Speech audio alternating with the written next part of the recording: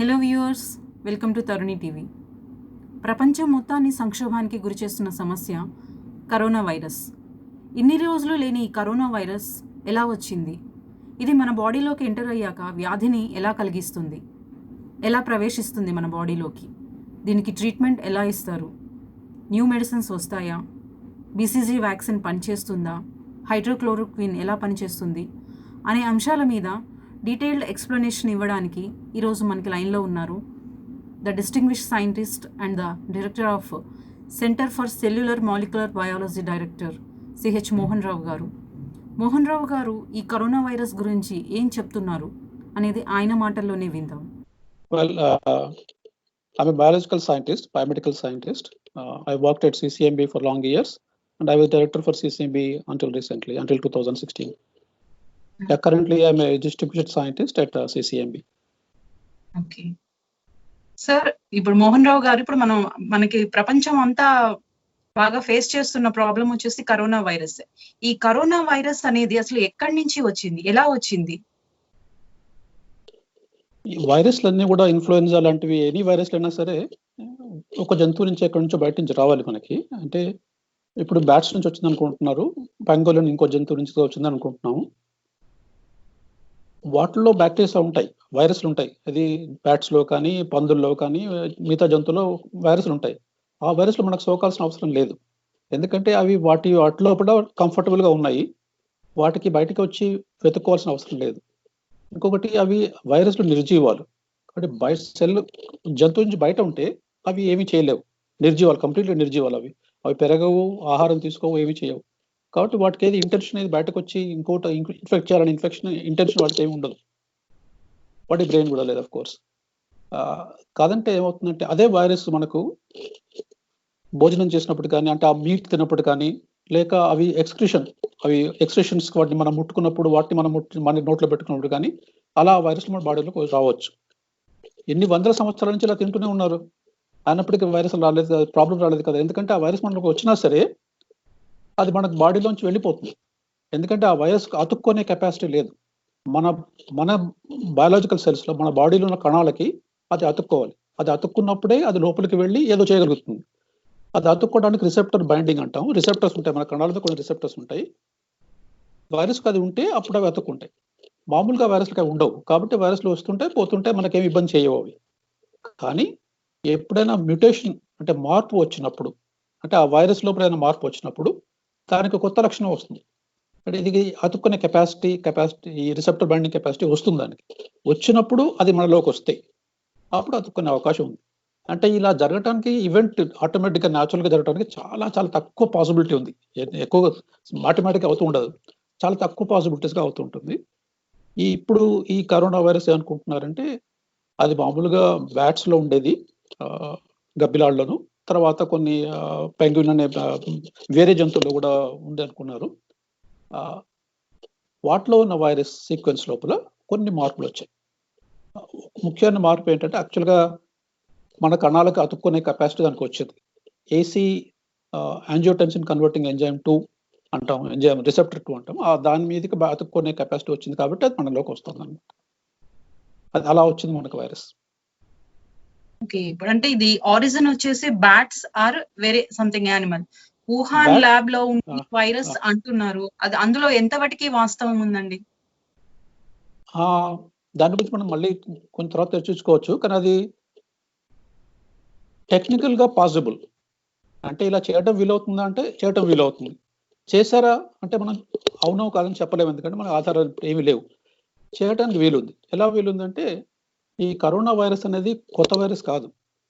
దాదాపు 180 కరోనా వైరస్లు ఉన్నాయి. ఇంతకుముందు ఎప్పటి నుంచో ఉన్నాయి కరోనా వైరస్ అన్ని. 36 ఒక ఫ్యామిలీ ఉంది, కరోనా విరిడి అని ఒక ఫ్యామిలీ. ఆ ఫ్యామిలీ మెంబర్స్ అన్ని కరోనా వైరస్ అని అంటాం. సార్స్ వచ్చింది కూడా, సార్స్ కూడా కరోనా వైరసే. ఇది ఇంకొక రకం కరోనా వైరస్. ఈ వైరస్కి నేను ఇంతకుముందు చెప్పినట్టు ఒక మనకి AC inhibitor, ACE2 enzyme converting enzyme receptor binding capacity రావాలి.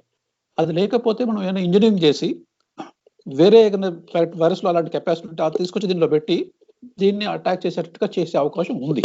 అంటే మాలిక్యులర్ బయాలజీ టెక్నిక్స్ ఉపయోగించి ఎయిడ్స్ వైరస్ నుంచి కొన్ని ముక్కలను కట్ చేసి ఆ ముక్కలని ఈ వైరస్లో పెట్టడం ద్వారా కొత్త వైరస్ వచ్చింది. కానీ ఈ కొత్త వైరస్ చాలా ఎఫెక్టివ్గా బయటకు వచ్చింది అని ఒక వాదన ఉంది ప్రస్తుతం. ఈ వాదన ఖచ్చితంగా నిరూపించబడలేదు. కొంచెం కష్టం కూడా నిరూపించడం. కష్టమేది నిరూపించడం. అన్ని సీక్వెన్స్లు బాగా స్టడీ చేస్తే, అన్ని వైరస్ సీక్వెన్స్ స్టడీ చేసి ఆ సీక్వెన్స్ ఈ సీక్వెన్స్ కంపేర్ చేస్తే తెలిసే అవకాశం ఉంది. అయినప్పటికీ నేను ఇంతకుముందు చెప్పినట్టుగాను అలా చేయటం వీలవుతుందా అంటే వీలవుతుంది. లాబొరేటరీలో ఇలాంటి వైరస్ తయారు చేయడం వీలవుతుందంటే వీలవుతుంది. చైనా వాళ్ళు చేశారా లేదా అన్నదానికి మనకు ఆధారం ఏమి ప్రస్తుతం అయితే మంచి ఆధారం ఏమీ లేదు. ఓకే. ఈ కరోనా వైరస్ మన బాడీలోకి ఎంటర్ అయ్యాక ఎలాగా మనకి వ్యాధిని అనేది కలిగిస్తుంది? ఎలా అసలు ప్రవేశిస్తుంది మన బాడీలోకి? మన బాడీలోకి ప్రవేశించడానికి ఇప్పుడు మనం అన్ని టీవీ ఛానల్స్ లో అంతా చెప్పుకుంటున్నట్టుగాను తుమ్మినప్పుడు కానీ, దగ్గినప్పుడు కానీ తుంపర్లు వస్తుంటాయి. ఆ తుంపర్లతో వైరస్ వస్తూ ఉంటుంది. మనం ఆ గాలిని పీల్చినప్పుడు ఆ తుంపర్లు మన ముక్కులోంచి కానీ, నోట్లోంచి కానీ, చెస్ట్లోకి మన లంగ్స్లోకి వెళ్తాయి. ఇలా కాకుండా ఈ తుంపర్లు ఎక్కడైనా పడ్డప్పుడు, టేబుల్ మీద కానీ, రాడ్స్ మీద కానీ, ఏదైనా మీద పడ్డప్పుడు మనం వాటిని ముట్టుకుంటే, మళ్ళీ వాటిని మన నోట్లో పెట్టుకుంటే అలా వైరస్ మన శరీరంలోకి ప్రవేశించే అవకాశం ఉంది. ముఖ్యంగా నోటి ద్వారా కానీ, ముక్కు ద్వారా కానీ వస్తుంది వైరస్. కంటి ద్వారా కూడా రావచ్చు, కళ్ళు ముట్టుకుంటే కూడా కంటి ద్వారా వచ్చే అవకాశం ఉంది. కానీ ఎక్కువ పాసిబిలిటీ నోరు, ముక్కు. లోపలికి వెళ్ళిన తర్వాత మన లంగ్స్లోకి వెళ్తుంది.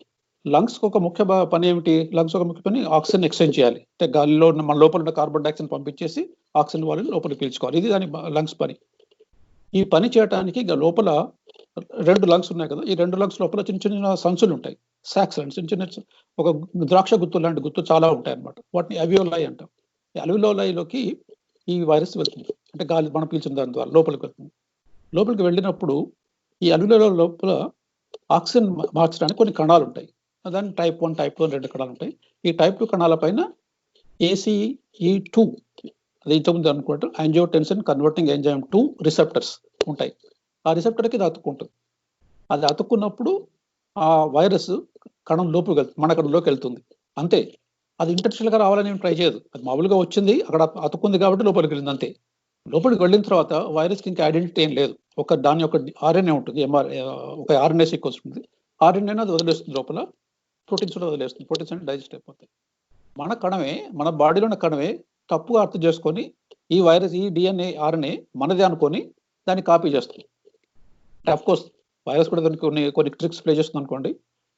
అది కాపీ చేస్తుంది, బోల్డ్ కాపీలు అయిపోతాయి. కాపీలు అయిపోయినా ఎక్కువ వైరస్లు అవుతాయి అనమాట. ప్రోటీన్స్ RNA కలిసి మళ్ళీ వైరస్లు అవుతాయి. అంటే ఒక్క వైరస్ కణంలోకి వెళ్ళినప్పుడు కొన్ని వందల వైరస్ తయారైపోతాయి ఆ కణం లోపల. ఈ కణం ఏం చేయాలి? కణం పని ఏంటి? యాక్చువల్లీ ఆక్సిజన్ ఎక్స్చేంజ్ చేసుకోవాలి పని. తర్వాత యాక్చువల్లీ కణం ఆక్సిజన్ ఎక్స్చేంజ్ కాకుండా సర్ఫాక్టెంట్ అనే పదార్థాన్ని తయారు చేస్తుంది. అంటే సర్ఫాక్టెంట్ మనకు తెలుసు కదా, సబ్బులు రెండింటిలో వాడతాం. అలాంటి పదార్థం చేస్తుంది. అది మన లంగ్స్లోకి వెళ్ళి లంగ్స్ని ఊపిరి ఇలా పైకి కిందికి ఇలా రావడానికి వీలు చేస్తుంది అనమాట. గాలి పీల్చుకోవడానికి వాటి వీలు చేస్తుంది. ఆ రిఫ్రాక్టెంట్ లేకపోతే ఇవి కొలాప్స్ అయిపోతాయి, నలిగిపోతాయి అనమాట. అది ఈ 2 పనులు చేయాలి అది. కానీ ఇది ఆ పనులు మానేసి ఇది DNA RNAను కాపీ చేస్తూ కూర్చుంది కాబట్టి అది తగ్గిపోతుంది. అది కొంచెం సర్ఫాక్టెంట్ డిక్రీజ్ అవుతుంది. అది కణం కూడా డ్యామేజ్ అయిపోతుంది. కణం డ్యామేజ్ అయ్యేది కాబట్టి ఏదైనా మన బాడీలో ఎక్కడైనా డ్యామేజ్ అవుతే బాడీ రెస్పాన్స్ ఇస్తుంది. ఊరుకోదు బాడీ. ఏం చేస్తుంది? ఆ డ్యామేజ్ అయిన కణాలను తీసేయడానికి ట్రై చేస్తుంది. దానికి ఏం చేయాలంటే మాక్రోఫాజెస్ అంటాం. మాక్రోఫాజెస్ అనే కణాలు అంటే మన ఇమ్యూనిటీ కణాలు అనమాట అవి. ఈ మాక్రోఫాజ్ అనే కణాలు అక్కడికి వస్తాయి. అక్కడికి వచ్చి దాన్ని అటాక్ చేస్తాయి. అటాక్ చేసినప్పుడు అవి యాక్టివేట్ అయ్యి కొన్ని పదార్థాలు, సైటోకైన్స్ అనే కెమికల్స్ ఉంటాయి. ఇంటర్లూకిన్ 6, ఇంటర్లూకిన్ 1, TNF ఆల్ఫా ఇలాంటివి అనమాట. అలాంటి ఫ్యాక్టర్స్ అన్నింటినీ అది రిలీజ్ చేస్తుంది. ఇవి మెల్లిగా రక్తంలోకి వస్తూ ఉంటాయి. రక్తంలోకి వచ్చినప్పుడు వాటి లెవెల్ పెరిగినప్పుడు అది బ్రెయిన్ లాగా వస్తుంది. బ్రెయిన్లో వచ్చినప్పుడు, బ్రెయిన్లో TNF ఇవన్నీ పెరిగినప్పుడు ఏమనుకుంటుంది? బ్రెయిన్ తెలుస్తుంది ఇక్కడ ఎక్కడో డ్యామేజ్ అయిందని. డ్యామేజ్ నిర్మూలించాలంటే బాడీ టెంపరేచర్ రేస్ చేయాలి. అందుకని మన బాడీలో థర్మోస్టాట్ ఉంటుంది ఒకటి. ఇది వెళ్ళి ఆ థర్మోస్టాట్ని మార్చేసి బాడీ టెంపరేచర్ రేస్ చేస్తుంది. అంటే అప్పుడు మనకు ఫీవర్ వస్తుంది. మనకు ఫీవర్ రావడానికి ఇది కారణం అనమాట. ఇలా ఫీవర్ వస్తుంది. ఇలా ఫీవర్ వచ్చిన తర్వాత ఈ కణాలు ఇంకా క్రియేట్ చేస్తున్న ఈ సైటోకైన్స్, మాక్రోఫాజెస్ అన్ని కూడా కొన్ని రియాక్టివ్ ఆక్సిజన్ స్పీషీస్ ప్రొడ్యూస్ చేస్తాయి, తయారు చేస్తాయి. వాటి వల్ల కణాలకి డ్యామేజ్ అయిపోతుంది. ఈ కణాలకు డ్యామేజ్ అయినప్పుడు కణాలన్నీ దగ్గరకు వచ్చేస్తుంటాయి, సంకోచించిపోయి ఒక కొలాప్స్ అంటాం. అవి కొలాప్స్ అవుతున్నప్పుడు గాలి పీల్చుకోవడం ఇబ్బంది అవుతుంది. మనకి సోకింది కరోనా వైరసా కాదా అని మనం ఎలా తెలుసుకోగలమండి? అంటే what is the test to diagnose it? దానికి 2 టెస్ట్లు ఉన్నాయి. యాంటీబాడీ టెస్ట్ అంటాం, PCR టెస్ట్ అంటాం. పీసీఆర్ టెస్ట్ అనేది గోల్డ్ స్టాండర్డ్, అదే ఫైనల్ స్టాండర్డ్. ఆర్టీపీసీఆర్ టెస్ట్ అంటాం. అది చేస్తేనే ఖచ్చితంగా తెలుస్తుంది. అది ఎలా తెలుస్తుందంటే, మీకు ఒక సినిమా డైలాగ్ చెప్తే ఈ డైలాగ్ ఏ సినిమాలో ఉందో చెప్తారు. ఎవరికైనా అసలు వెంటనే పాపులర్ మూవీ ఉంటే ఈ సినిమా డైలాగ్ చెప్పాను, ఓ ఇది పలానా సినిమా అని చెప్తారు. ఒక పుస్తకంలో ఒక వాక్యం బుక్ చదవాలనుకోండి, పాపులర్ బుక్ అయినా అందులో ఒక సెంటెన్స్ చెప్తే ఓ ఈ సెంటెన్స్ పలానా బుక్ లో చెప్తారు. అలా చెప్పేటట్టు అలాగే వైరస్కి ఒక సీక్వెన్స్ ఉంటుంది. వైరస్లో కూడా అన్ని వైరస్ కూడా ఏటీజీసీ అలాంటి సీక్వెన్స్ ఉంటాయి. మనలో కూడా సీక్వెన్స్ లా ఉన్నాయి. ఆ సీక్వెన్స్ చూస్తే ఈ సీక్వెన్స్ ఏ వైరస్ది అని మనం చెప్పవచ్చు అనమాట. ఎలా చెప్తున్నామంటే మనకు ఫస్ట్ మెమరీ, ఇక్కడ మెమరీ, అక్కడేమో డేటాబేస్ ఉంటుంది. అన్ని మనకు తెలిసిన జీవాలన్నింటికి మైక్రోబయాల్ అంటే బ్యాక్టీరియాకి, వైరస్లకి, జంతువులకి అన్నిటికీ డేటాబేస్లు అన్నీ ఉన్నాయి మన దగ్గర. ఏదైనా సీక్వెన్స్ వచ్చినప్పుడు కొత్త అందులో మ్యాచ్ చేసి చూస్తాం, ఈ వాక్యం అందులో ఉందా, ఎందులో ఉంటే అది అని తెలుస్తుంది. అలా ఫస్ట్ టెస్ట్ చేయడం జరిగింది. అప్పుడు ఇది వైరస్, ఈ కరోనా వైరస్ అనేది తెలిసింది. అది ఫస్ట్ టెస్ట్. దాంట్లో కొన్ని చిన్న సీక్వెన్స్ ఉంటాయి. అంటే ప్రతి ఒక చిన్న ఒక వాక్యంలో కొన్ని పదాలు మాత్రమే తీసుకోవచ్చు. 20 న్యూక్లియోటైడ్స్ అంటే 20 అక్షరాలు మాత్రమే తీసుకోవచ్చు. తీసుకొని అది ఉందా లేదా అని చూస్తే అది ఉంది అంటే వైరస్ ఉన్నట్టు. అది ఉందా లేదా చూడాలంటే పుస్తకం అనేది చదువుకుంటాం. ఇందులో చదవడం లేదు కాబట్టి చిన్న ప్రైమర్స్ అని ఉంటాయి 2. అవి అటాచ్ చేస్తే అది కొంచెం యాంప్లిఫై అవుతుంది. అది కాపీ తయారు చేస్తుంది. ఎక్కడైతే మనం ఏ సెంటెన్స్ మనం వెతుకుతున్నామో అది 100 కాపీలు చేస్తుంది. అప్పుడు కాపీలు అయినప్పుడు బాగా ఎక్కువ కాపీలు అయినప్పుడు మనం వాటిని గుర్తించవచ్చు. ఇది ఉంది అని తెలుస్తుంది. సపోజ్ ఆ వైరస్ లేదనుకోండి, మనం ఈ ప్రైమర్స్ని పెట్టి పంపించినా సరే అది కాపీ కాదు, అక్కడ లేదు కాబట్టి. కాపీ నెగటివ్ టెస్ట్ వస్తుంది. అది గోల్డ్ స్టాండర్డ్ టెస్ట్. అది ఇప్పుడు ప్రస్తుతం అంతా అదే వాడుతున్నారు. ఆర్టీపీసీఆర్ అంటారు. అంటే రివర్స్ ట్రాన్స్క్రిప్టేజ్ క్వాంటిటేటివ్ పీసీఆర్ అన్న మెథడ్. అది చేయడానికి చాలా స్టాండర్డ్ మెథడ్. అది ఇప్పుడే కాదు, మా లాంటి ల్యాబ్ లోపల ఎప్పటి నుంచో ఎన్నో పనులకు వాడుతుంటాం. కరోనా వైరస్ అనే కాదు, అన్నిటికీ వాడుతుంటాం దీన్ని, ఆర్టీపీసీఆర్ మెథడ్ని. ఇందులో కొంచెం ఇబ్బంది ఏంటంటే, ముందు అది ఆర్ఎన్ఏను డిఎన్ఏగా మార్చాలి. ఫస్ట్ ఆర్ఎన్ఏ తీయాలి. మనం గొంతులోంచి ఒక చిన్న పుల్ల పెట్టి స్వాబ్ పెట్టి తీస్తామన్నమాట. అందులో మ్యూకస్ వస్తుంది. ఆ మ్యూకస్లోంచి వైరస్ని తీయాలి. వైరస్ తీయాలంటే కొంచెం డిజాల్వ్ చేసి అంతా వైరస్లోంచి ఆర్ఎన్ఏ తీయాలి. తీసి ఆర్ఎన్ఏని ఒక కాపీ చేసి అప్పుడు మిషన్లో పెడితే అది చెప్తుంది అని ఉందా లేదా అని చెప్తుంది. ఆ మిషన్స్ కొంచెం కాస్ట్లీ ఉంటాయి. ఈ ప్రాసెస్ కొంచెం టైం పడుతుంది. యాక్చువల్గా మనకు శాంపుల్ మన చేతికి వచ్చినప్పటి నుంచి రిజల్ట్ రావడానికి 4 నుంచి 7 గంటల టైం పడుతుంది. దాదాపు 7 hours పడుతుంది. కానీ అదే పద్ధతి గోల్డ్ స్టాండర్డ్ మెథడ్ అంటాం, అది చేస్తున్నాం. ఇంకా వేరే మెథడ్స్ కూడా వస్తున్నాయి అనుకోండి, యాంటీబాడీ ఇంకో మెథడ్స్ కూడా వస్తున్నాయి. ఈ యాంటీబాడీ టెస్ట్ అంటే ఏమిటండి? ఇప్పుడు మనకి వైరస్ మనలోకి వచ్చింది అనుకోండి, వచ్చినప్పుడు మన బాడీ ఫైట్ చేస్తుంది కదా. అది ఫైట్ చేయడానికి చేసే మాలిక్యూల్స్, బాడీ మాలిక్యూల్స్ యాంటీబాడీ అంటాం. అది వచ్చినప్పుడు దాన్ని గుర్తించి దాన్ని ఫైట్ చేయడానికి తయారు చేస్తుంది అనమాట. అయితే ఒక్కొక్క కణానికి, ఒక్కొక్క మైక్రోబ్స్కి ఒక్కొక్క తరహా అటాక్ కావాలి దానికి. కాబట్టి బాడీ గుర్తించాలి, మనలో వచ్చింది మనదా ఫారిన్దా, బయట నుంచి వచ్చిందా మనదా గుర్తించాలి. అది మనది కాదు అని తెలిసినప్పుడు దానికి తగ్గట్టుగా ఒక ఆయుధం తయారు చేసుకోవాలి. దాన్ని యాంటీబాడీ అంటాం. అది తయారు చేసి వెళ్ళి దాన్ని న్యూట్రలైజ్ చేసేస్తుంది. అది నార్మల్గా మనకు అవుతూ ఉంటుంది. ఇమ్యూనిటీ బాగా ఉన్న వాళ్ళకి ఇలాంటివి వచ్చినా సరే, బ్యాక్టీరియాలు బయట నుంచి వచ్చినా సరే ఏమీ కాదు. సపోజ్ టీబీ అనుకోండి, ట్యూబర్క్లోసిస్ అంతటా ఉండొచ్చు, కానీ అందరికీ రాదు జబ్బు. ఎందుకంటే బాడీ ఇమ్యూనిటీ ఉంది కాబట్టి తట్టుకుంటాం. ఆ ఇమ్యూనిటీ కలిగించేదే యాంటీబాడీస్ అన్నమాట.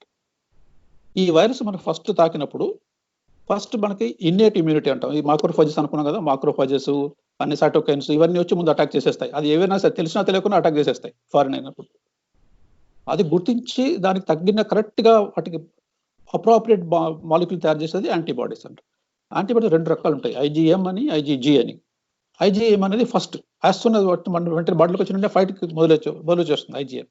కొన్ని రోజుల తర్వాత ఐజీజీ వస్తుంది. సో ఐజీజీ ఎవరికైతే చాలా ఉందో వాళ్ళకి నెక్స్ట్ టైం కూడా రాదు వైరస్, అంటే వాళ్ళకి యాంటీబాడీ తెలిసిపోతుంది. ఈ యాంటీబాడీస్ ఉన్నాయా మీలో అని చూస్తే అంటే మీకు ఎప్పుడో వైరస్ వచ్చింది. మీకు వైరస్ లేకుంటే ఈ యాంటీబాడీస్ ఉండవు మీ లోపల.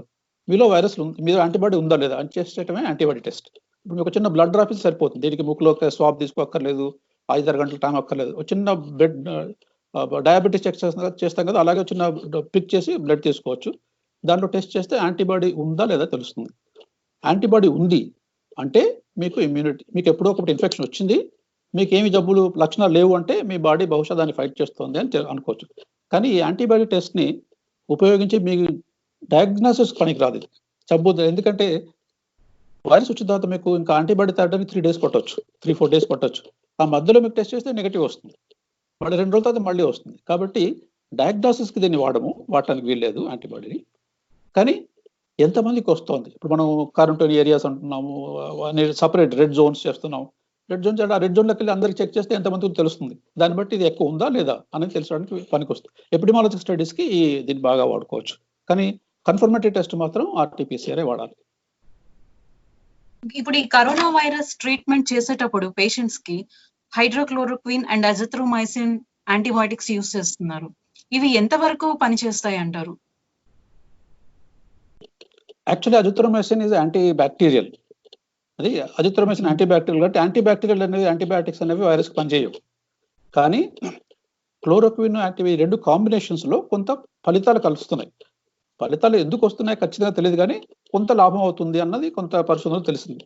అందులో కూడా కొంతమంది పరిశోధకులేమో లాభం వచ్చిందని చెప్పారు, కొంతమందిలో డిఫరెన్స్ పెద్దగా ఏమీ లేదు అన్నారు, కొంతమందికి ఇంకా నెగటివ్గా వచ్చిందన్నారు. ఎందుకంటే హార్ట్ ప్రాబ్లం వచ్చింది కొంతమందికి అన్నారు. కాబట్టి ఖచ్చితమైన ఆధారాలు ఏమీ లేవు. కానీ మేమేమనుకుంటున్నాం అంటే నేను ప్రస్తుతంగా ఏమనుకుంటున్నానంటే, నేను నన్ను పిహెచ్డి చేసే రోజుల లోపల ఈ క్లోరోక్విన్ మీద వర్క్ చేశాను. ఈ క్లోరోక్విన్ హెమోగ్లోబిన్ బ్లడ్ మీద ఎలా చేస్తుంది దాని మీద వర్క్ చేసి క్లోరోక్విన్ మలేరియాని ఎలా తగ్గిస్తుంది అన్న దాని మీద నేను పరిశోధన చేశాను చాలా చిన్నప్పుడు. ఆ పాయింట్ ఆఫ్ వ్యూ ఆలోచిస్తే ఈ క్లోరోక్విన్ అనేది బహుశా హెమోగ్లోబిన్ కు అటాచ్ అవుతుండొచ్చు, లేక క్లోరోక్విన్ అనేది వెళ్ళి మన కణాల పైన ACE2 ఇన్హిబిటర్స్ ఉన్నాయి, రిసెప్టర్స్ ఉన్నాయి అనుకున్నాం కదా, ఈ రిసెప్టర్ కన్నా అది బండ్ అయిపోయింది అనుకోండి. బండ్ అయిపోతే వైరస్ అతుక్కోవడానికి అవకాశం తగ్గిపోతుంది. వైరస్ అతుక్కునే అవకాశాన్ని తగ్గించే అవకాశం ఉన్నట్టుగా అనిపిస్తోంది. కానీ ఇంకా పరిశోధనలు ఏమి రిజల్ట్స్ ఏమి లేవు.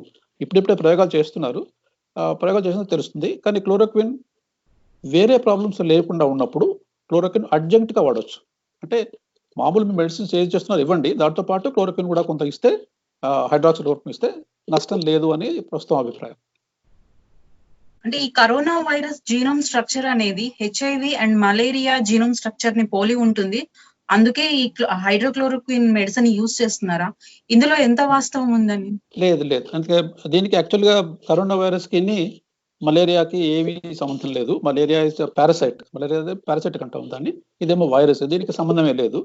అదే నేను అన్నట్టు క్లోరోక్విన్ మలేరియాకి పనికి వస్తుంది ఒక విధంగా, కానీ ఒక పద్ధతి ఉంది దానికి, ఎలా పనిచేస్తుందో మాకు మెకానిజం తెలుసు. ఆ మెకానిజమ్స్లో ఉన్న కొన్ని ప్రాపర్టీస్ దీనికి కూడా పనికొచ్చే అవకాశం ఉన్నాయి. కానీ డైరెక్ట్గా ఇది వైరస్ని ఏమి చేయదు. ఒక ఆలోచన ఏంటంటే వైరస్ మీద కొన్ని స్పైక్ ప్రోటీన్స్ అంటాం. కరోనా అనుకుంటున్నాం కదా, కరోనా వైరస్ అంటారు కదా పేరు. కరోనా అంటే ఏంటంటే సూర్యుడికి మీకు సూర్యగ్రహణం నాడు, సంపూర్ణ సూర్యగ్రహణం నాడు మీకు చూస్తే పక్కన బయటంతా మంటలు కనబడుతుంటాయి, చంద్రుడి మధ్యలో బ్లాక్ ఉంటుంది, చుట్టూ దాన్ని కరోనా అంటాం. అది మంటలు ఇలా వస్తున్నట్టు కరోనా. ఇప్పుడు వైరస్ ఎలా ఉందంటే ఇలా గుండ్రంగా ఉండి దాని పైన స్పైక్స్ ఇలా వస్తాయి, కాబట్టి దాన్ని మనం కరోనా వైరస్ అంటున్నాం. ఈ స్పైక్స్ ని స్పైక్ ప్రోటీన్ S1 ప్రోటీన్ అంటాం, స్పైక్ ప్రోటీన్ అని, S ప్రోటీన్. ఈ S ప్రోటీన్ కి క్లోరోక్విన్ బైండ్ అవ్వచ్చు. ఈ S ప్రోటీన్కి వెళ్ళి క్లోరోక్విన్ అతుక్కుపోతే ఈ S ప్రోటీన్ కావాలి ఎందుకు, కణాలకు అతుక్కోవడానికి. కాబట్టి ఈ S ప్రోటీన్ అతికిన వైరస్లు మన బాడీలోకి వచ్చినా సరే అవి కణంలోకి వెళ్ళలేవు, ఎందుకంటే అది బ్లాక్ అయిపోయింది. కాబట్టి అలా కూడా చేసి ఉండొచ్చు, చేసే అవకాశం ఉంది. రకరకాల పాసిబిలిటీస్ ఉన్నాయి, పరిశోధనలు చేస్తున్నారు. ఇప్పుడు మా గ్రూప్ నేను కూడా కొంతమందికి కొన్ని ఎక్స్పెరిమెంట్ చేయమని చేస్తున్నారు, అవి అవుతున్నాయి. అవి అవుతే మనకు కరెక్ట్గా ఎలా చేస్తుందో తెలుస్తుంది, కానీ పని చేస్తున్నట్టుగా కొంత అనుమానం ఉంది. అంటే ఇప్పుడు కరోనా పాజిటివ్ వచ్చి ట్రీట్మెంట్ చేస్తుండగా చనిపోయిన వాళ్ళని ఎలక్ట్రిక్ దాంట్లో పెట్టి కాల్ చేస్తున్నారు, అంటే ఖననం చేసేస్తున్నారు. శ్మశానంలో పూడ్చడానికి పర్మిషన్ ఇవ్వట్లేదు. ఇప్పుడు ఈ ట్యూబర్క్యులోసిస్ అండ్ న్యూమోనియా ఇట్లాంటి పేషెంట్స్ కి ఇట్లాంటిది ఆర్డర్స్ ఎప్పుడు పాస్ చేసింది లేదు. ట్యూబర్క్యులోసిస్ కూడా బ్యాక్టీరియల్ ఇన్ఫెక్షనే, బట్ పర్టికులర్ గా కరోనా వైరస్ వచ్చిన పేషెంట్స్ ని మాత్రం ఈ ఎలక్ట్రిక్ దాంట్లో చేసి దహనం చేస్తున్నారు కదా. అంటే పూడిస్తే ఆ ఎర్త్ ద్వారా ఏమన్నా స్ప్రెడ్ అయ్యే ఛాన్సెస్ ఉన్నాయా?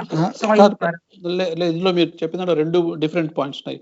ఫస్ట్, కరోనా వైరస్ లో చనిపోయిన వాళ్ళని పూడ్చవచ్చు, గవర్నమెంట్ పూడ్చకూడదని రూల్ పెట్టలేదు, పూడ్చవచ్చు. కాదంటే మీరు పూడ్చప్పుడు 8 ఫీట్లు తవ్వాలి, 8 ఫీట్లు తవ్విన తర్వాత లోపల పెట్టడం, అంటే గైడ్ లైన్స్ ఇచ్చారు.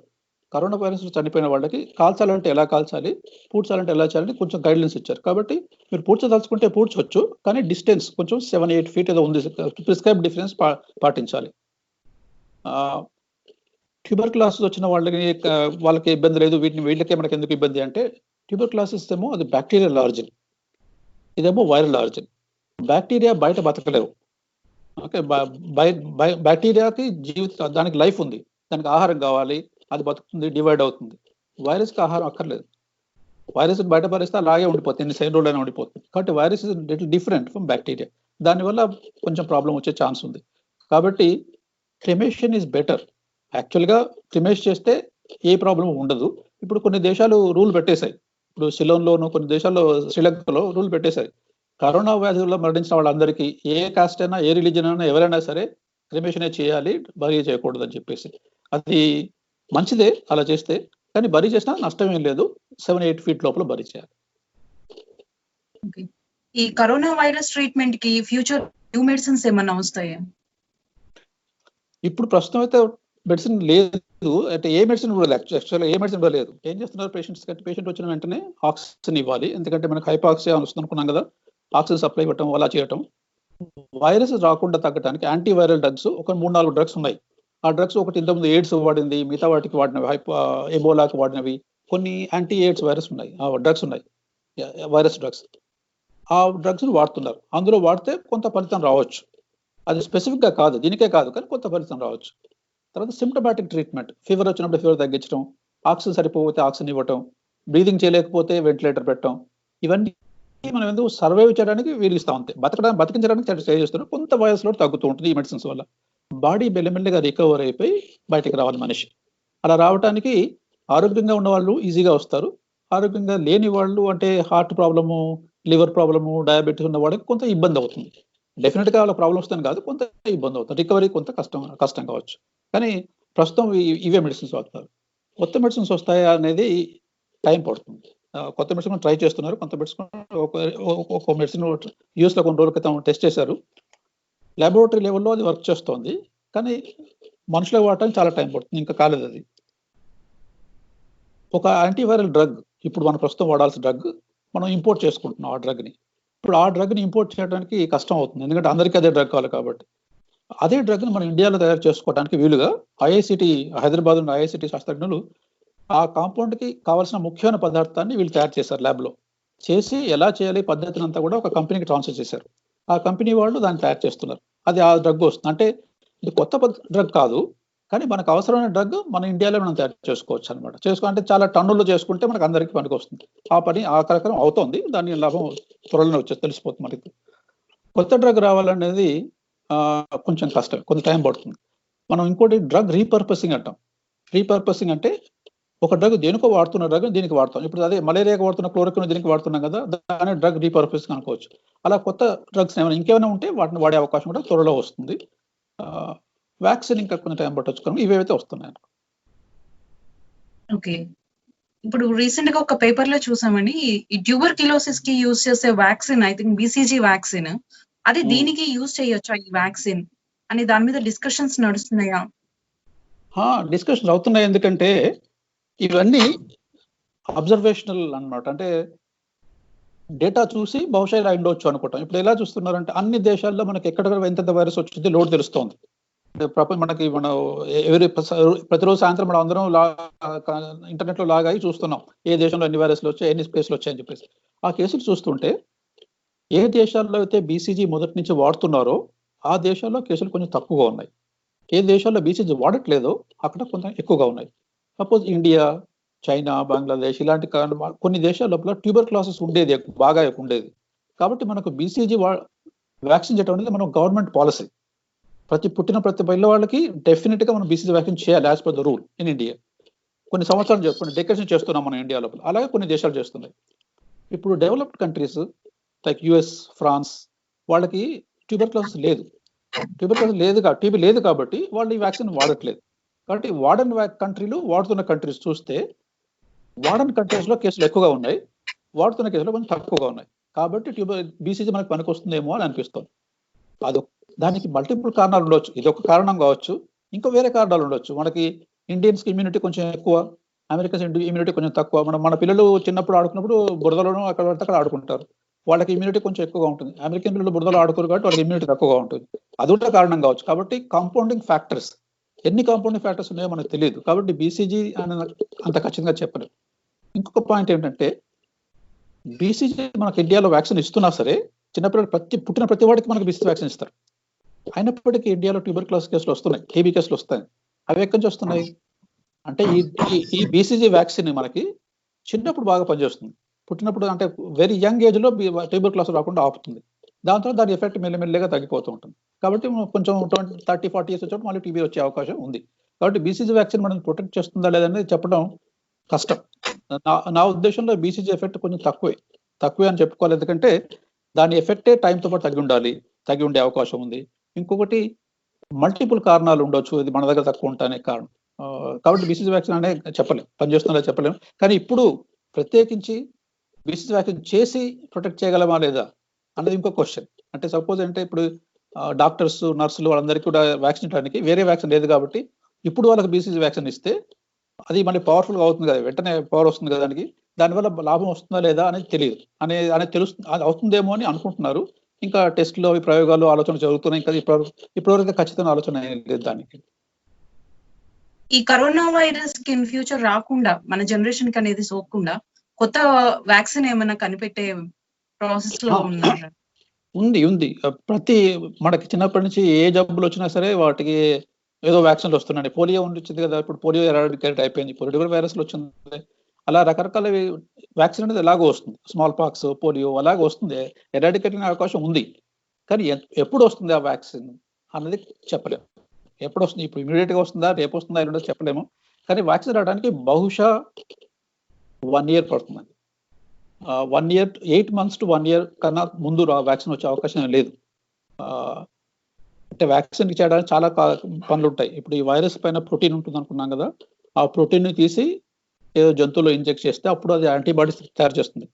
దాన్ని వ్యాక్సిన్ వాడటానికి ఇంకా చాలా పనులు ఉంటాయి అనుకోండి. దాని నుంచి వ్యాక్సిన్ తయారు చేయాలి. వ్యాక్సిన్ ఫస్ట్ ల్యాబ్‌లో టెస్ట్ చేయాలి. తర్వాత దానికి మనుషుల్లో ఇచ్చినప్పుడు సేఫ్టీ టెస్ట్ ఫస్ట్, తర్వాత ఎఫికసీ టెస్ట్ తర్వాత మల్టీ సెంట్రిక్ స్టడీస్ ఇవన్నీ చేయాలి. ఒక్కొక్క స్టడీ చేయడానికి 2-3 నెలలు పడుతుంది. కాబట్టి మనకి 12 నెలల కన్నా ముందు రావటం కష్టం. కానీ కొంతమంది ట్రై చేస్తున్నారు. కొంతమందికి భారత్ బయోటెక్ కంపెనీ ఆల్రెడీ కొంత అడ్వాన్స్ చేసింది దాంట్లో. కాబట్టి మనకి 8 మంత్స్‌లో వచ్చే అవకాశం ఉంది. కొంత 8 మంత్స్‌లో కానీ 1 ఇయర్‌లో కానీ వచ్చే అవకాశం ఉంది. కానీ ఇంతకన్నా ముందు ఇంకోటి ఏంటంటే హర్డ్ ఇమ్యూనిటీ అంటాం. హర్డ్ ఇమ్యూనిటీ అంటే మనకే ఇమ్యూనిటీ వచ్చేస్తుంది. ఇప్పుడు ఒక కరోనా కేసు వచ్చిందనుకోండి. ఒక వైరస్ బయటకు వస్తే 10 మంది ఉంటే 10 మందిలో ఒకటికి అటాక్ అనుకుంది. ఒకటికొచ్చింది. మిగతా 9 మంది కూడా వచ్చే ఛాన్స్ ఉంది. కానీ కొన్ని నెలలు, కొన్ని సంవత్సరాల వరకు చాలా మందికి వచ్చేస్తుంది. చాలా మందికి వైరస్ అటాక్ చేసి వాళ్ళకి జబ్బు రావచ్చు, జబ్బు రాకపోవచ్చు. కానీ అటాక్ అయిపోయింది. వైరస్ వచ్చేసింది బాడీలోకి. కాబట్టి బాడీలో యాంటీబాడీస్ డెవలప్ అయిపోయాయి. కాబట్టి వాళ్ళకి మొత్తం గ్రూప్‌కంతా ఇమ్యూనిటీ వచ్చేస్తుంది. దాన్ని హర్డ్ ఇమ్యూనిటీ అంటాం. ఆ హర్డ్ ఇమ్యూనిటీ వచ్చినప్పుడు వైరస్ ఆటోమేటిక్‌గా స్లో అయిపోతుంది. స్లో అయిపోయి మనకి ఇంకా ప్రాబ్లమ్ ఉండకపోవచ్చు. కానీ ఎక్స్‌పర్ట్స్ ఏమనుకుంటున్నారంటే ఈ కరోనా వైరస్ బహుశా ప్రతి సంవత్సరం ఫ్లూ ఎలా వస్తుందో అలా ఇది వస్తుందేమో. అంటే ఫ్లూ మనకి ఇండియాలో పెద్దగా పట్టించుకోం మనం. ఫ్లూ అనేది మనకు ప్రత్యేకంగా రాదు ఫ్లూ సీజన్‌లో. అమెరికన్స్ వాళ్ళకి ఫ్లూ సీజన్ చాలా కొంచెం ఇబ్బంది పడతారు వాళ్ళు. మనకు పెద్ద ఉండదు. అలా ఫ్లూ లాగా వస్తుందేమో అని ప్రతి సంవత్సరం వస్తుందేమో అని అనుకుంటున్నారు. వస్తే ఈ వ్యాక్సిన్ వల్ల పనికొస్తుంది అనుకోండి. మరి ఆ ఫ్లూ కూడా అందరికీ వస్తుందా? ఇండియన్స్ కూడా వస్తుందా తెలీదు. కానీ ఇప్పటితో తగ్గిపోతుందనే అనుకోవాలి మనం ప్రస్తుతం. అంటే ఇది ఇప్పుడు జంతువులకు కూడా అంటే మనుషుల నుంచి జంతువులకు కూడా సోకుతుందా? పెట్ యానిమల్స్ ఉంటాయి మన దగ్గర. పెట్ యానిమల్స్ ఉండి మళ్ళీ జంతువుల నుంచి మనుషులకి కూడా వచ్చే ఛాన్స్ ఉంటుందా? టెక్నికల్‌గా ఇప్పుడు గబ్బిలాల నుంచి మనిషికి వచ్చింది కదా! మళ్ళీ మనిషి నుంచి కూడా ఇంకొక గబ్బిలం కానీ, ఒక పందికి కానీ, కుక్కకి కానీ వచ్చే అవకాశం ఉంది. కానీ ఇదే వైరస్ కాదు. గబ్బిలం నుంచి మనకు వచ్చింది సేమ్ కాదు. గబ్బిలాల్లో బతుకుతున్న వైరస్ అది మన దగ్గర రావాల్సిన అవసరం లేదు. ఎందుకంటే అది హాయిగా ఉంది అక్కడ. దానికి మళ్ళీ మారాల్సిన అవసరం ఏంటి? What we call is adapted. That virus adapted to that environment. It's comfortable. అది రావాల్సిన అవసరం లేదు. ఏదో మ్యుటేషన్ వచ్చినప్పుడు అది బయటకు వచ్చింది. కాబట్టి మన దగ్గర ఉన్న వైరస్ మనతోనే ఉండిపోతుంది. అది మళ్ళీ జంతువుకు డైరెక్ట్‌గా ఇదే వైరస్ వెళ్ళదు. కానీ ఈ వైరస్‌లో కొన్ని మార్పులు వస్తాయి. కొంచెం మ్యుటేషన్స్ వస్తే అందులోకి వెళ్తుంది. మ్యుటేషన్స్ ఎప్పుడు వస్తాయి? కణాలు విడిపోతున్నప్పుడు ఒక వైరస్, 2 వైరస్లు, 3 వైరస్లు, 4 వైరస్లు అవుతున్నప్పుడు ఆర్ఎన్ఏ సీక్వెన్స్‌ను మనం కాపీ చేయాలి. ఆర్ఎన్ఏ అంటే పెద్ద ఏటీజీసీ సీక్వెన్స్, న్యూక్లియోటైడ్ సీక్వెన్స్ అన్నమాట. దాన్ని కాపీ చేయాలి. కాపీ చేసినప్పుడు కొన్ని మిస్టేక్ రావచ్చు. స్పెల్లింగ్ మిస్టేక్స్ రావచ్చు. ఆ స్పెల్లింగ్ మిస్టేక్సే మ్యుటేషన్స్. ఆ మిస్టేక్స్‌లో మార్పు వచ్చినప్పుడు సడెన్‌గా అది కుక్కలకు కానీ, పందులకు కానీ వెళ్ళే దాని కేపబిలిటీ వస్తే రావచ్చు. వస్తే అది వెళ్ళే అవకాశం ఉంది. కానీ ఇదే వైరస్ జంతువులకు వెళ్తుందా లేదా అని తెలియదు. ఒకే ఒక కేసు రిపోర్ట్ చేసింది అమెరికాలో ఒక టైగర్‌కి ఏదో వచ్చిందని అనుకున్నారు. ఇండియాలో కూడా ఒక కేసు వచ్చినట్టుగా ఒక రిపోర్ట్ వచ్చింది, కానీ అవి ఖచ్చితంగా ఇదే వైరస్ అదే మనకి తెలియదు, సీక్వెన్స్ చేస్తే కానీ ఖచ్చితంగా తెలియదు. మళ్ళీ వాటి నుంచి మళ్ళీ మనకు రావాలంటే మళ్ళీ వాటిలో మార్పు రావాలి, మ్యూటేషన్స్ రావాలి. కాబట్టి అంత ఈజీగా రాదు. జంతువుల నుంచి బయటకు మనకు రావటం, వాటికి వెళ్ళటం అనేది కొన్ని వందల సంవత్సరాల్లో ఒకసారి జరిగే చర్య. అది అంత ఫ్రీక్వెంట్ గా చర్య కాదు, కాబట్టి అంత టెన్షన్ పడాల్సిన అవసరం లేదు. ఓకే, ఇప్పుడు మనం ఇమ్యూనిటీ లెవెల్స్ అనేవి పెంచుకుంటే ఈ కరోనా వైరస్ బారిన పడకుండా మనల్ని మనం రక్షించుకోగలమా? ఇది అందరూ అనుకుంటున్నారు, ప్రతి వాళ్ళు చెప్తుంది మనకి మీకు ఇమ్యూనిటీ ఉంటే మనం రక్షణ పడతాం. అది ఖచ్చితంగా కరెక్టే, కానీ దాంట్లో 2 పాయింట్స్ ఉన్నాయి. మనం పెద్దగా డిస్కస్ చేయట్లేదు. అందరూ ఏంటంటే మనకు జనరల్ ఇమ్యూనిటీ ఉండాలి. జనరల్ ఇమ్యూనిటీ అంటే ఏదైనా వచ్చింది బాడీకి మనకు వస్తే వాటి ఫైట్ చేసే శక్తి మనకు ఉంటే మనకేమి ఇబ్బంది కాదు. చాలా మంది అసిమ్టమాటిక్ అంటున్నాం కదా. అసిమ్టమాటిక్ అంటే వైరస్ మనలోకి వస్తుంది కానీ మనకి ఏ సిమ్టమ్స్ రావట్లేదు, మనకేం తెలియట్లేదు. ఇంక్యుబేషన్ పీరియడ్ అయినా సరే మనకేం తెలియట్లేదు.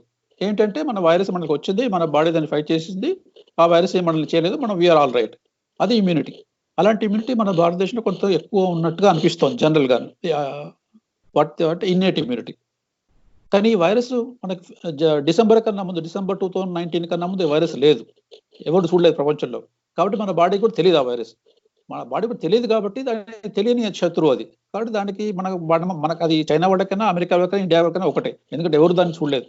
అలాంటి ప్రాబ్లం లేదు. జనరల్ ఇమ్యూనిటీ ఇంప్రూవ్ చేసుకోవటం, ఉసిరికాయలు, నిమ్మకాయ తినటం, వైటమిన్ సి తీసుకోవడం is very good for health. So that will avoid asymptomatic గా మనం తప్పించుకునే అవకాశం డెఫినెట్ గా పెరుగుతుంది. అది ఖచ్చితంగా చేయాలి. కానీ యాక్చువల్గా మనకి బ్రీదింగ్ ప్రాబ్లము మనసు చనిపోయేది వరకు తీసుకొచ్చింది కూడా దీని వల్ల, ఇమ్యూనిటీ వల్లే. ఎందుకంటే దాన్ని సైటోకైన్ స్టార్మ్ అంటాం. అంటే ఒక ఉప్పెనలా వస్తాయి అనమాట. సైటోకైన్స్ వస్తాయని చెప్పాను కదా, సైటోకైన్స్ అనే బాడీలో వచ్చి బయట వచ్చే ఇన్ఫెక్షన్స్ తగ్గించడానికి అవి ట్రై చేస్తాయి, వాటిని చంపడానికి ట్రై చేస్తాయి. కానీ అవి విపరీతంగా వచ్చేస్తాయి. ఎందుకంటే ఎక్కువ వైరస్ వచ్చేసింది, బాగా ఫుల్గా వచ్చేస్తాయి. వచ్చి అవి వాటితో పాటు మన కణాలను కూడా చంపేస్తున్నాయి. అది వైరస్తో పాటు మన కణాలను కూడా కొన్ని చంపుతుంది. అది మన కణాలను చంపుతుంది కాబట్టి మనకి మిగతా ప్రాబ్లమ్స్ వస్తున్నాయి. కాబట్టి cytokine storm is also dangerous, immunity is also important. So ఇది బ్యాలెన్స్ సిచ్యువేషన్ అనమాట. కాబట్టి మనకి జనరల్ ఇమ్యూనిటీ ఇంప్రూవ్ చేసుకోవాలి. జనరల్ ఇమ్యూనిటీ సైటోకైన్ ఫ్లో కాకుండా జనరల్ ఇమ్యూనిటీ ఇంక్రీజ్ చేసుకోవాలి. జనరల్ ఇమ్యూనిటీ ఇంక్రీజ్ చేసుకోవాలంటే హెల్త్ జనరల్గా బాగుండాలి. Vitamin C is useful. Vitamin C కొంచెం ఎక్కువగా తీసుకోవాలి. ఆహారంలో వైటమిన్ సి తీసుకోవాలి. వైటమిన్ సి అంటే మనకు నిమ్మకాయలు, బత్తాయికాయలు, ఆరెంజ్ పండ్లు ఇవిలో ఉంటాయి. వైటమిన్ సి ఇంకా ఉసిరికాయలు చాలా ఎక్కువగా ఉంటుంది. ఉసిరికాయలు కానీ ఇలాంటి వాటిలో వైటమిన్ సి ఎక్కువ. వైటమిన్ సి తీసుకోవచ్చు. తర్వాత కొంచెం వేడి నీళ్లు తాగుతుంటే కొంచెం థ్రోట్ క్లియర్ అవుతూ ఉంటుంది. పసుపు అనేది యాంటీ ఇన్ఫ్లమేటరీగా పనిచేస్తుంది. ఇన్ఫ్లమేషన్ రాకుండా తగ్గించడానికి పసుపు పనిచేస్తుంది. కాబట్టి పసుపు కూడా వాడటం ఉంది. చాలా మంది మనకి ఇవన్నీ ఇలా మనం వంటల్లో వాడుతుంటాం కాబట్టి మనకు ఆ ఇమ్యూనిటీ ఉంది. జనరల్ ఇమ్యూనిటీ పెంచుకుంటే డెఫినెట్ గా మనకి సర్వైవల్ బెనిఫిట్, అడ్వాంటేజ్ ఉంటుంది. ఇంకోటి జనరల్ ఇమ్యూనిటీకి ఫిజికల్ యాక్టివిటీ కావాలి. మామూలుగా ఇవి తీసుకోవడమే కాదు, ఫిజికల్ యాక్టివిటీ కూడా జనరల్ ఇమ్యూనిటీ పెంచుతుంది. ప్రాణాయామం అంటారు కదా, ప్రాణాయామం వల్ల కూడా బ్రీదింగ్ అవి పెరుగుతాయి. కాబట్టి అవన్నీ కూడా ఇమ్యూనిటీ పెంచుకుంటాయి. తప్పకుండా మన government of India Ayush department కూడా సజెస్ట్ చేస్తుంది ఇవన్నీ చేయమని చెప్పి. ఈ కరోనా వైరస్ సోకిన పేషెంట్స్ లో కొంతమందికి సిమ్టమ్స్ కనిపిస్తున్నాయి, కొంతమందికి కనిపించట్లేదు.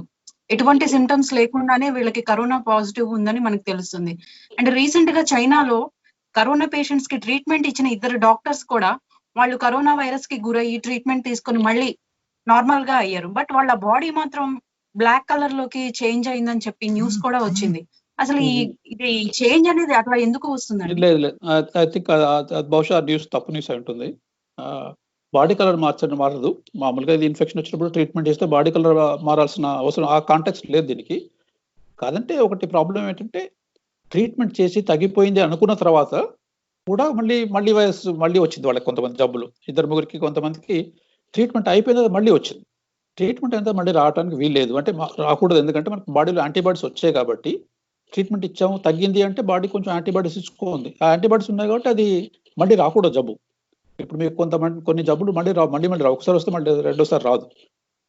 కానీ ఇక్కడ రావడానికి 2 కారణాలు ఉండొచ్చు. ఒకటి, వాళ్ళకి ఫస్ట్ టైం వచ్చిన వైరస్ వేరు, సెకండ్ టైం వచ్చేవారు వైరస్ మారిపోయి ఉండొచ్చు, ఇంకో వైరస్ వచ్చి ఉండొచ్చు. అంటే ఈ కరోనాలో మార్పు వస్తుందని చెప్పి స్ట్రెయిన్ అంటాం, స్ట్రెయిన్లో కొంచెం మార్పు వస్తుండొచ్చు, అది కొంచెం మారి ఉండొచ్చు. వాళ్ళకి వచ్చిన సెకండ్ టైం వచ్చిన వైరస్ మేబీ పాత వైరస్ కాకుండా కొత్త వైరస్ వచ్చి ఉండొచ్చు. అదొక పాసిబిలిటీ.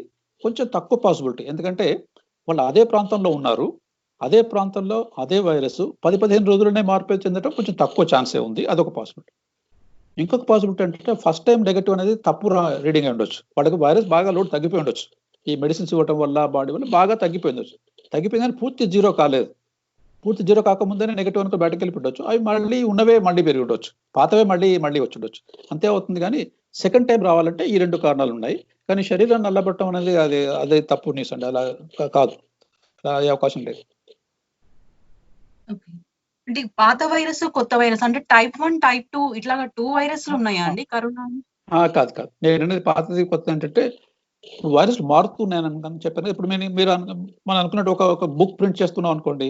ఒక బుక్‌ని ఒక పబ్లిషర్ ప్రింట్ చేశాడు. ఇంకోళ్ళకి ఇస్తే మళ్ళీ సెకండ్ వెర్షన్, థర్డ్ వెర్షన్ మాటిమాటికి ప్రింట్ చేస్తున్నారు అనుకోండి. ఎప్పుడో టైప్ సెట్టింగ్‌లో స్పెల్లింగ్ మిస్టేక్ రావచ్చు. ఒక బుక్‌లో ఒక స్పెల్లింగ్ మిస్టేక్, ఇంకో పబ్లిషర్ ఇంకో స్పెల్లింగ్ మిస్టేక్ రావచ్చు. అప్పుడు మారుతుంది. సెంటెన్స్ మీనింగ్ మారుతుంది. అలా స్పెల్లింగ్ మిస్టేక్‌లు వచ్చినప్పుడు అంటే మ్యుటేషన్ వచ్చినప్పుడే అది మారుతుంది. ఆ మార్పు చిన్న మార్పు కావచ్చు, పెద్ద మార్పు కావచ్చు. పెద్ద మార్పు అంటే అప్పుడు స్ట్రెయిన్ డిఫరెంట్ అయిపోతుంది. అంటే కొంతమందికి చైనీస్‌కి బాగా అలవాటైపోయిన స్ట్రెయిన్, ఇండియాలో ఒక స్ట్రెయిన్ ఒక వాళ్ళకి మళ్ళీ మార్పు చెందొచ్చు. అలా మార్పు అయిపోయి అడాప్ట్ అయిపోతే అది స్ట్రెయిన్ అంటాం. అలాంటి స్ట్రెయిన్ రావచ్చు. దాన్నే వేరే కాదు. టైప్ 2, టైప్ 3 అని కాదు అవి. అవి స్ట్రెయిన్స్ అన్నమాట అవి. L1S అనేది ఒకటి 2 రకాల కరోనా వైరస్‌లు ఉన్నాయని చెప్పేసి ఒక ఐడియా వచ్చింది. చైనా నుంచి వచ్చింది అది కూడాను. ఒకటి కొంచెం ఎక్కువగా స్ప్రెడ్ అవుతోంది. కొంచెం తక్కువ స్ప్రెడ్ అవుతుందని అన్నారు. అది మొదట్లో వచ్చింది పబ్లికేషన్‌లు ఫస్ట్ ఇనీషియల్‌గా వచ్చాయి. తర్వాత దాని గురించి పెద్దగా ఎవరు మాట్లాడట్లేదు. అంటే అది బహుశా అది స్ట్రెయిన్ డిఫరెన్స్ అంతగా ఉన్నట్టుగా లేదు. ఇప్పుడు మనకి ఇండియాలో వచ్చిన, కేరళలో వచ్చిన స్ట్రెయిన్ సీక్వెన్స్ చేశారు. 99.9% సీక్వెన్స్ ఎగ్జాక్ట్‌గా వుహాన్‌లో ఉన్న సీక్వెన్స్ మ్యాచ్ అవుతోంది. అంటే అది వుహాన్ నుంచే మనకు వచ్చింది డెఫినిట్‌గా ఫస్ట్. తర్వాత మళ్ళీ ఏమైనా మార్పులు వచ్చాయి. ఇప్పుడు కేరళ వచ్చేప్పటికే 3 నెలలు అయిపోయింది. ఈ 3 నెలల లోపల ఎన్నైనా మార్పులు వస్తే బహుశా ఈ వైరస్ దాదాపు నెలకు 2-3 సార్లు మ్యుటేషన్ చెందొచ్చు అనుకున్నారు. అంటే ఇప్పుడు 3 నెలలు అయింది కాబట్టి దాదాపు 8-9 మార్పులు వచ్చుండొచ్చు. ఈ 8-9 మార్పులు చిన్న స్పెల్లింగ్ మిస్టేక్‌లు రావచ్చు. చిన్న స్పెల్లింగ్ మిస్టేక్ అయితే మనం read go through. Spelling mistake కొంచెం పెద్దదైతే అంటే మీనింగ్ మారేదైతే మీనింగ్ మారేంత స్పెల్లింగ్ మిస్టేక్ వస్తే డేంజర్ అవుతుంది. అది వేరే అవుతుంది. అది కాక ఇంతవరకు ఉండొచ్చు. తక్కువ టైం ఉంది కాబట్టి. ఇప్పుడు ఎగ్స్ కానీ, మీట్ కానీ, చికెన్ ఆర్ సీ ఫుడ్ ఇవి తీసుకోవడం వలన ఏమన్నా ఈ కరోనా వైరస్‌కి గురయ్యే ఛాన్సెస్ ఉన్నాయా అండి? లేదు. డెఫినిట్‌గా లేదు. దానికి దీనికి ఏమాత్రం సంబంధం లేదు. ఎగ్స్, మీట్ అవన్నీ శుభ్రంగా తీసుకోవాలి. తీసుకుంటే ఆరోగ్యంగా ఉంటారు, హెల్తీగా ఉంటారు కాబట్టి మీకు ఎక్కువ ఇమ్యూనిటీ ఉంటుంది. కాబట్టి తీసుకోవాలి. No problem. కాదంటే అన్ని జాగ్రత్తలు పాటించాలి. ఈ వైరస్‌లు ఇలా కూరగాయలు తెచ్చుకున్నప్పుడు కూడా కడుక్కుంటున్నాం కదా! అలాగే వీటిని కూడా జాగ్రత్తలు పాటించాలి. ఇంకోటి ముఖ్యంగా కుకింగ్ ఫుల్‌గా చేయాలి. హాఫ్ కుకింగ్, హాఫ్ బాయిల్డ్ వాటిలో కొంచెం ప్రాబ్లమ్ వచ్చే అవకాశం ఉంది. ఎందుకంటే ఎనీ మైక్రోబ్ బతికి ఉండే అవకాశం ఉంది. అది డిస్ట్రాయ్ కాకపోవచ్చు. అందుకని పూర్తిగా కుక్ చేసుకోవాలి. ప్రాపర్‌గా కుక్ చేసుకొని తింటే ఏం నష్టం లేదు. ఓకే. ఈ వ్యాధికి ప్రస్తుతం ఏ డ్రగ్ లేదు, ఏ మందు లేదు, ఏ వ్యాక్సిన్ లేదు. కాబట్టి మనకి ఒకే ఒక్క మన మార్గం ఏంటి? ఈ వైరస్ మనలో రానియకుండా చూసుకోవటం. అదొక్కటే మనకున్న మార్గం. అది చేయాలంటే లాక్‌డౌన్ ఖచ్చితంగా పాటించాలి. మీరు మాస్కులు తప్పకుండా ధరించాలి. అది చేతుల మీద పడ్డప్పుడు మనకి నోట్లోకి వెళ్ళే అవకాశం ఉంది కాబట్టి చేతులు కడుక్కోవాలి. చేతులు ఫ్రీక్వెంట్‌గా కడుక్కోవాలి. సోప్ వాటర్‌తో కడుక్కోవాలి. ఏ సబ్బైనా సరే సబ్బు నీళ్ళతో కడుక్కుంటే పోతుంది. ఖచ్చితంగా వీటిని పాటించాలి. ఇంకోటి మైండ్ సెట్ ఏమిటంటే చాలా మంది యువకులు రోడ్డు మీద వస్తున్న వాళ్ళు ఏంటంటే నాకేమవుతుందిలే అన్నట్టు. ఏదో చైనాలో ఎక్కడో వచ్చింది, ఎవడో మహారాష్ట్రలో అయింది, మనకేమవుతుంది అన్నట్టే నా ఫీలింగ్ ఉంది. అలా కాకుండా ప్రతి వాళ్ళ మైండ్ సెట్ ఏమన్నా మనకు కూడా వస్తుంది, వైరస్ ఇక్కడే ఉందనుకోవాలి. మన ఇంటి ముందరే వైరస్ ఉందనుకోవాలి. మనకు అంతటా వైరస్ ఉందనుకొని మనం ప్రొటెక్ట్ చేసుకోవాలి. వైరస్ ఏమీ లేదు అని వెళ్ళకుండా అంతటా వైరస్ ఉంది కాబట్టి మనల్ని మనం ఎలా జాగ్రత్త తీసుకోవాలి అన్న మైండ్ సెట్‌లో రావాలి. మార్పు ఏంటంటే నేను బయటకెళ్ళాను, ముట్టుకున్నానంటే అక్కడ వైరస్ ఉందనే అనుకోని మళ్ళీ చేయగట్టుకోవాలి. వైరస్ ఉంటుందా లేదా అనుకోకుండా ఆ ఆలోచనలో మార్పొచ్చి ఖచ్చితంగా మన చుట్టూతా వైరసే ఉంది, మనం జాగ్రత్తగా ఉండాలి అని అనుకోవాలి. ఖచ్చితంగా చేతులు కడుక్కోవాలి. వాషింగ్ అనేది చాలా ఇంపార్టెంట్ అండి. Hand washing very important. Mask very useful. Mask కూడా రకరకాల మాస్కులు వేసుకోవాలా, వేసుకోకూడదా డిస్కషన్ వస్తుంది. మాస్క్ వేసుకోవడమే మంచిది. ఎందుకంటే తుంపర్లు వచ్చినప్పుడు అవి మాస్క్ పైన పడి ఆగిపోతాయి. కొంత ఆపినా కొంతవరకు నష్టం మంచిదే కదా! కాబట్టి తుంపర్లకు వేసుకోవడమే మంచిది. మాస్కులు తప్పకుండా ధరించాలి. మెసేజ్ ఏంటంటే డెఫినిట్‌గా don't worry about the disease. ఈ వ్యాధి తప్పకుండా తగ్గిపోతుంది మన దేశం నుంచి ఎప్పుడొకప్పుడు త్వరలోనే తగ్గిపోతుంది. భయపడకుండా అందరూ అన్ని జాగ్రత్తలు పాటిస్తూ ఇంట్లోనే ఉండి ఉన్న కాలాన్ని ఉపయోగించుకోండి. చదువుకోండి, కొత్త బుక్స్ చదవకండి, కొత్త ఆర్ట్ నేర్చుకోండి, ఏమైనా నేర్చుకుంటే అది that's the best way of using your time. Thank you, sir, for sharing valuable information.